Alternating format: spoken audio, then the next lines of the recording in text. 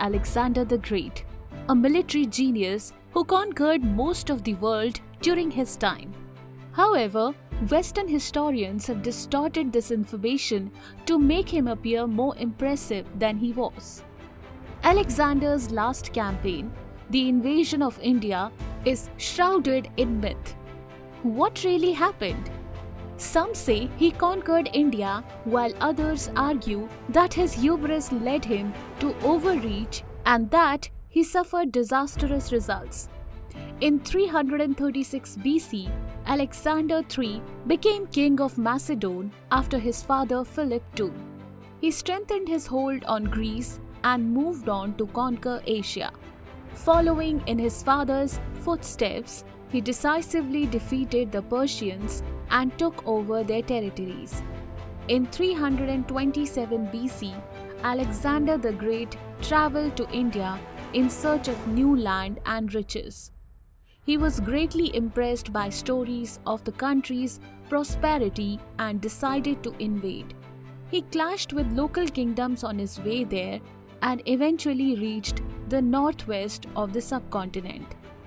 Alexander's fortune rose due to the treachery of Ambi of Takshila and Shashigupta, who joined forces with him. He then defeated and destroyed the small local kingdoms in the area. Crossing the Sindhu, he held court in Ambi's Takshila to plan his next steps. Alexander encountered Paurav, the ruler of Kekai, who was at war with Ambi. Paurav was the most powerful ruler in the northwest. The Battle of the Hydaspes was fought between Alexander and King Porus in 326 BCE. It was a significant event in Indian history. The battle took place on the banks of the Jhelum River in the Punjab region of the Indian subcontinent. According to Western historians, the battle resulted in a Greek victory and the surrender of Porus. But the Greeks made no such claim. In the ancient world, Greek contemporary writers described the Battle of Hydaspes as the hardest fought of all Alexander's battle. Frank Lee Holt, a professor of ancient history at the University of Houston, writes in his book Alexander the Great and the Mystery of the Elephant Medallions. The only reference in Arian's history to a victory celebration by Alexander's army was after the battle with Porus. In the wake of their many victories over the Persians, Alexander and his army displayed little to no fanfare. There was no grand celebration after the Battle of Gaugamela, where they defeated a force of 200,000 Persians. Likewise, there were no wild festivities announced after the Battle of Issus, where they defeated a mixed force of Persian cavalry and Greek mercenaries. After the Battle of Hydaspes, the Macedonians may have celebrated because they considered themselves lucky to have survived. The Hindu army, known for its elephant corps, could have easily defeated them.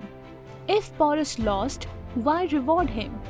According to the Greeks, Alexander was impressed by Porus and gave back his kingdom plus the territories of King Ambi of Takshila, who had fought alongside the Macedonians.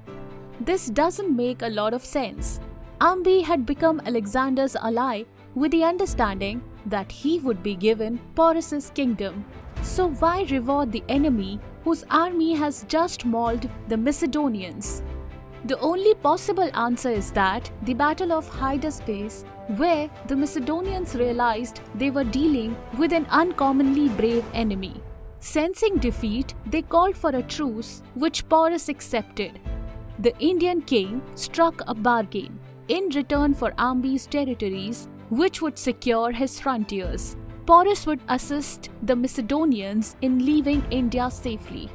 Another illogical excuse by Western historians is that when Alexander withdrew from India, it was largely because his troops were exhausted and close to mutiny. Imagine if German soldiers had behaved similarly in World War II, they would have been executed on the spot. In Alexander's time, the punishment for such behavior was crucifixion. In conclusion, Alexander's campaign in India was a failure. He sacrificed a large number of troops without gaining any significant territory or leaving any lasting impact on Indian culture or society. Most reports claim that he died soon after returning home from India, possibly from a wound sustained during one of the battles. India was not such a great battleground for him. It ended up destroying his army and reputation.